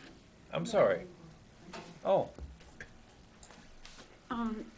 I know that, Eleanor, you read some figures on the attorney's fees, or someone read the Yeah, annual attorney fees? and, Can and I realize a lot of that is caused from the iron metal, that there was a company that took them to court, and of course, our planning board had to go, so we had to send a lawyer with our planning board. And I think that's a good part of that, I'm not sure, but I'll. Yeah, and how is that broke? That was my But- second well, question. that's what I asked Keith, and he's gonna get the breakdown for me. Yeah, that's a substantial cost associated with Yeah. that. Well, sure. we sat Okay. here It's 5 hours, and the Keith- lawyer said Fortunately, that. it's not over yet. I know it. We're heading back to court Yeah. for that issue. That could be, that's getting to be very costly for the town. Okay, Keith, can I ask you what the surrounding towns pay their town attorneys, what a ballpark figure has been for those towns? I can't answer that, I don't know. I'm not quite sure. You mean I'd by have the to- hour? No, what they What their paid in a total amount? fiscal year Oh, or a well, calendar year? It would, make a difference on what happens in the town in that year. I mean, this metal thing was nothing to do with the town, actually, it's just that. But I'll what correct you're you, asking, Eleanor. I'll correct you, because it depends on the town manager and how he balances things, on how many times we'll be ending up in court. Right, Keith? Well, as far as the I'm planning not board, quite he sure, had I'm no. not quite sure I'm following your question. I don't really know if it is a question, because Keith, Are you inquiring of what other municipalities are paying for attorney's fees? I'm Or are you inquiring, inquiring about how we're functioning, handling our attorney? I'm inquiring on how you come up with the idea of when it is practical and fiscally smart to use your town attorney. I Okay. guess I'm not following the question. I know, I kind of don't follow it. You know what I'm saying. How do you determine when you, as the town manager, will not handle a situation in full and then turn it over to our town attorney? When does that happen? Depends on the circumstance, I would imagine. We'd have to be more So specific. let's use my circumstance for an instance. Let's just use me, because Sure, I was just in court last Tuesday. yep. How often does that happen in a year? I would say probably 4 to 6 times a year. Give me the occasions on what. Depends on, generally what they end up being are land use violations related around junkyards. People having accumulated materials, they're sent notices, similar to what a notice that you had received. They're given time to come in and meet with the CEO and explain their conditions and their situation. If they choose not to exercise that, they are then sent they have a certain time. If they don't meet that time frame, they're sent another letter from our attorney saying, please come in and see the CEO and straighten out your issues. If that doesn't occur, then the next phase is to send them notice, take them to court, so we can get compliance with our local ordinance. And that happens quite a bit with junkyards and accumulation of materials in people's property. Would you testify to the fact that maybe sometimes people get, I'll use Oscar's phrase, nasty grams from the town when they maybe have spoken in opposition of the town? I'm not quite sure about that. I can't answer that. I can assure you, though, that when the town exercises authority under the ordinance and we've discovered or observed something that's occurred, they get a letter. And we hope that once they get the first letter, that they step into the office of the CEO and start having a conversation.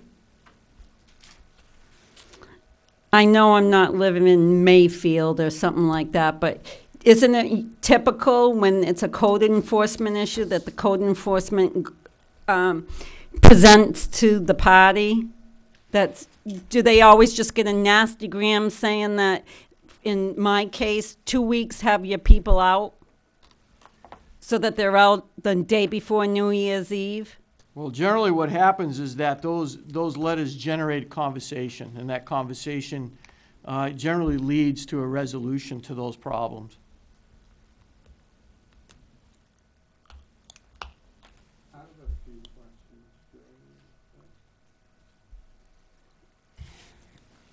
Thank you. So my question is, I would like to have some kind of accountability on when we're using Mr. Shepherd's or Attorney Shepherd's services, for what uses. Let's say for the calendar year 2011, right up to today, hopefully, we can kind of get an idea of how we're managing our town funds to pay for services. And I also would like, and I am not sure if I can ask for this, but I would like a comparison of what other towns in the areas are spending per year. And let's use 2011 as a good example of the lawyering fees that have you know, they've incurred. I'd appreciate that. And would that be any trouble, Keith? You're asking for me to provide you information that we have on public documents? That's not a problem at all. How would you like it? Do you want to see all the documents and review them? Or is it your opinion that I should be putting together a spreadsheet to show you those? What would make it easier for you? Well, I think it's easier if you as a resident of town wishes to look at these documents, we can make them available to you. You can take a look at the fiscal year. They're all in the finance office. How long has Attorney Shepherd been working for the town of Berwick? As long as I've been here. Yeah. And how long is that, Keith? Oh, long before. Going on my 8th year now. Yeah, but it was long before that. It was when I was on the board before. He's been here for quite a while. Yeah, so we can, and in fact, we can track last year's costs or previous year's cost down to the penny. And then we can also provide to you what we've spent now, and you can take a look if you'd like. You can come in and sit down. Great. And take a look at the bill. I'm going to make a suggestion that we manage the town affairs to a point that things aren't so volatile, that people are being brought to court for small reasons. I think you're right on that, Jody. I think things could try to settle them here in town. And I agree with you 100%. Yeah. Because sometimes they escalate out of control, and it shouldn't happen. We should be able to sit down and look at each other and eye to eye. But Keith has a point. Keith has a point when people don't respond to the code enforcement. He's absolutely right. Letters. But hopefully we can maybe just change that whole settlement around the town, and so that people don't mind coming in and sitting down with people. If you'd like to take a look at that, just give me a call so we can accommodate the time when you can come in, so we can pull that file for you. And how can I get what the surrounding towns are paying for town attorneys? You could inquire with them. They don't. I can make some general inquiries to see what my colleagues are paying in terms of legal fees over the last year or so. But provide that to you. But if she went down there, they don't have to give her that information. No. She's not a resident of that town. Oh, that very well may be, but I'm sure it's reflective in their town reports, just like What ours. they're paying for town's attorney? I know it's public information, but So she's entitled to the public. It's in the town hall, it's public. Yeah, and I know I'm kind of like a pain in the neck, if not more, to Keith, because I'm always asking for reports and things like that, but I know that we all wish that things start changing now that we get rid of the 3 that needed to go, and that Keith will be there with us. Dave? Yeah, I do have to follow up because a few things have come to light and been said. Keith, do you remember around December 22nd, Jody and I coming in to sit down and talk with you? Yeah, you can come and talk to me about this anytime. Is this Right, and just do you remember us coming in on December 22nd? Yes, I do, after your sitting letter on the down 9th, and yes. talking to you about the letter that we received? Yes, absolutely. Okay, do you remember us telling you that we were a pre-existing use during that meeting? I understand that whole thing, sir. Okay. Do you remember us telling you that we felt as though we were being retaliated against? I remember that part of your conversation too, yes. Do you remember what you then told us? I remember expressing that sometimes when they sit here and talk about issues, other people take offense to it. Yes, I talked to you about that. That's not exactly what you said to Well, us. why don't you explain to me what I said then? Do you remember telling us that when people are being pushed, people push back? It's human nature. I don't believe I said it in those terms, no. But what I was trying to portray to you Yes. is that as people exercise their ability to stand up and voice their feelings or whatever there are people outside of this realm, other residents of this town, that may take offense to what you say. Okay. And that's what I was trying to point out. And That was what does other people taking offense to what we say have to do with us getting a memo saying that we were in violation of the land use It only- ordinance it only and that has we a- did not have a pre-existing use? It only does is when people exercise their ability to pick up the phone or to file an anonymous letter or whatever they may do to say, do you know that Mr. Smith that lives at 2 Beach Street has got a junkyard? You guys need to take care of it. That's what it does. It creates an area where they may have talked to their neighbor or they may not have, and now it's been brought to the attention of the town, independent of whatever the town may be doing. But now that we have a complaint, we have an obligation to the community because of the ordinance to see if the complaint's valid.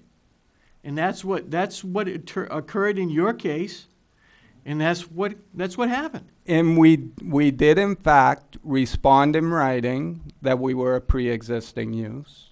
We did in fact sit down with you and have a meeting explaining that we were a pre-existing use. And the town did in fact continue to escalate. In fact, did you go and speak to the CEO? We spoke to you. The gentleman who was supposed to manage it, and as I told you in my letter back to you, that I spoke to him and he'd be responding to you. And did he respond to you? By That letter? we did not have a pre-existing use. That's correct. And did you come in to prove to him that you had one at that time? The thing I questioned about this whole thing was, did he explain to them what he wanted for information? Because when that question was asked, and he explained it, it was settled in no time. I totally agree with that, but there has to be communications between the people that have received the. Well, when he writes If a I may, letter. if I just may finish my point, there has to be communication between the person who receives a violation notice from the CEO. They need to be proactive and come talk to him. I understand that, but when he writes that letter, can he put in there, what I need to see is your paperwork from the time you bought it? Yes. Because that was a question I asked, and from then on, we settled. Am I right? I think the Yeah, tone. that is correct. I want to be clear that because we wound up in court at the town's expense with the town attorney, and we were very well represented with folks that we brought from the town who could in fact testify that it was a pre-existing use, and we had our proof, this was quickly dropped. When in fact in January, when I read a letter to the board explaining the pre-existing use, the town manager at that time explained he didn't know what that proof would look like, but he imagined it would be our paperwork, it would be paperwork from the previous owners, and the previous owners to that. He was suggesting that we fabricate information that I never suggested that you fabricate anything that wasn't legitimate.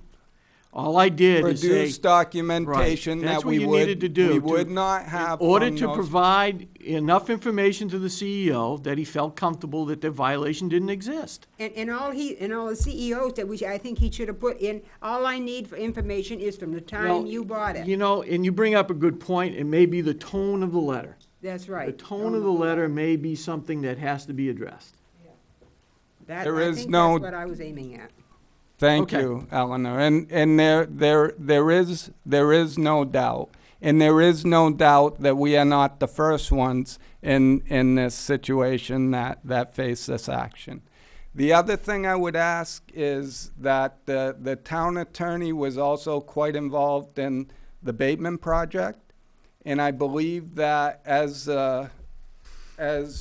Bateman being the ones coming to the town with the proposal, they often have some responsibility for town attorney fees and town costs that are expended as part of that proposal. And I wonder if any of the town's attorney's time was charged to that project? That I don't I know. don't know, I don't. There were no time that was charged to Bateman's for the legal advice that the town attorney gave to the municipal board as they were digesting that information. He was independent of anything that the Bateman folks were doing, the Maine State Housing Authority, any of those people, Bangor Savings Bank's attorney. He was there representing the interests of the town of Berwick, period. So not only did they get the land for $1 a year that the town owned, all 10+ acres of it, the town also funded whatever legal help we needed to give them that. No, what the town did, Mr. Rodrigue, was look at the lease agreement that was being exercised by the authority that was given to the Board of Selectmen in 2009 to ensure that the town was protected in this agreement that we were moving forward with. That's what he was there doing. Okay, thank you. Yep, thank you. All right, that's this, yes?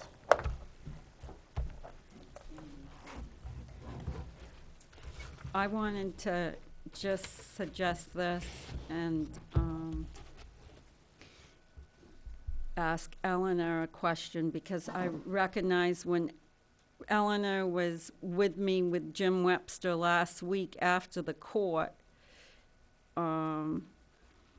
that I had asked James Webster where the complaint came from in the first place.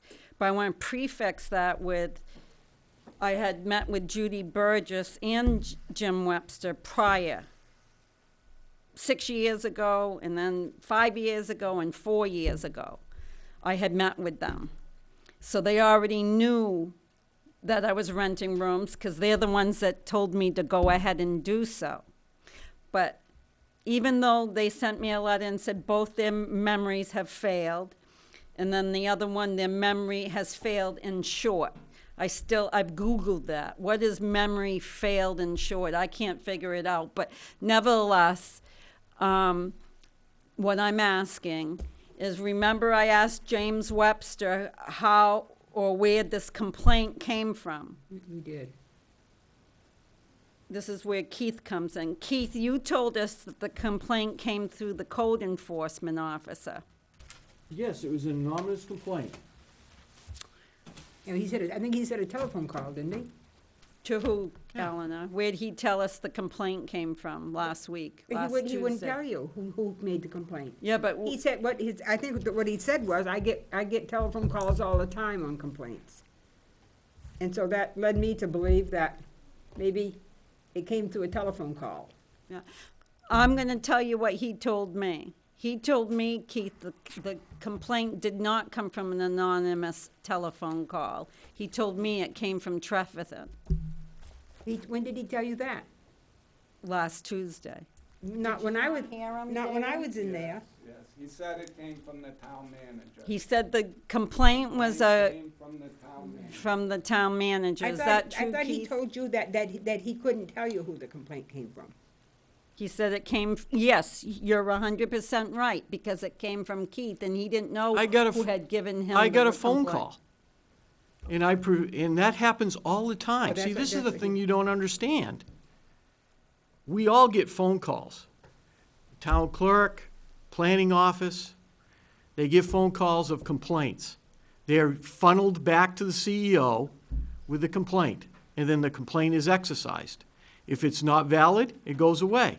If So is somebody has it called- true, Keith Trefethen, that you got a phone call, and that phone call went down to the code enforcement Absolutely. office? And is it true that you did not say What- during What another are we gonna do, meeting? cross-examine me tonight? Is If you it have a true? complaint with me, please bring it forward. What is your I complaint? don't think there's any disciplinary action in this Okay. town yet, Keith. I don't think you probably I'm have just not a- understanding this whole line of, you've already been exercised your ability.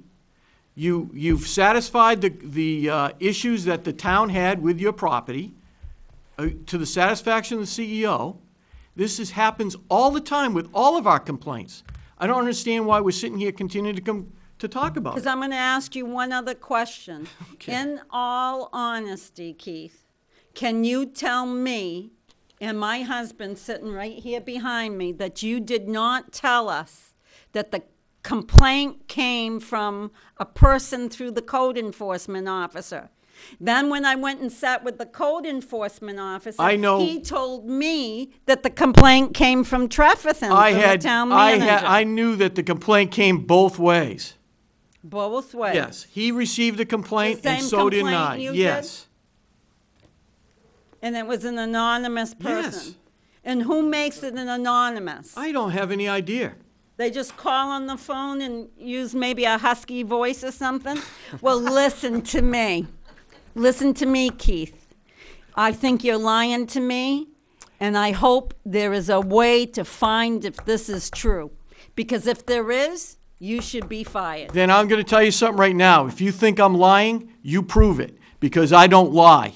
And I good. take objection to the fact that you're sitting here telling me that I'm a liar. I do not lie. You told I us received in a complaint. in a taped hearing that it came from the code enforcement officer. Tonight, you switched And the it all rules. is. It all comes in either way. You don't understand the process. What process, Keith, Keith? do you have to take Double anonymous talking? complaints? Well, that's an interesting point. A lot of times we have exercised that with complaints coming in. Nobody would take somebody to court from an anonymous complaint. Right. This was. Well, wait a minute. With all due respect, the only reason you went to court is that there was a perception that there was a violation of land use ordinance on your property.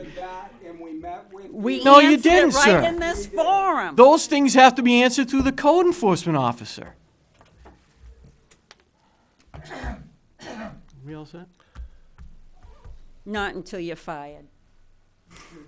I think we need to use a little more courtesy in our process, and from all perspectives. And it's embarrassing for me, in particular, to sit here and to have this kind of conversation. I don't think it's necessary. I think there are other avenues to resolve issues, and particularly in your case, it was resolved and it worked out fine as far as I can see. I have no paperwork in my 12 Wilson Street file to say that it's resolved. No, but I think you will get that. That's going to depend on the court, I would assume, that they will send you something. No, it was not settled in court. It was settled down in his office, and I think Jim said he would put a letter in the file. Oh, a letter of I think if you information. go in and ask him for a copy of that letter, I'm sure he'll give it to you. He has no choice, and I'm sure he will. Yep. Because he said he would. And if you remember, you asked him for a thing, and he said that he would get it and put it in your file there. Yep. But I don't think he's gonna give you any more problems, because he said it was settled. He was happy with the paperwork you gave him. And what did it take, 10 minutes? No longer than that. Anyone else care to speak? If not, we shall adjourn and meet next Tuesday. I believe.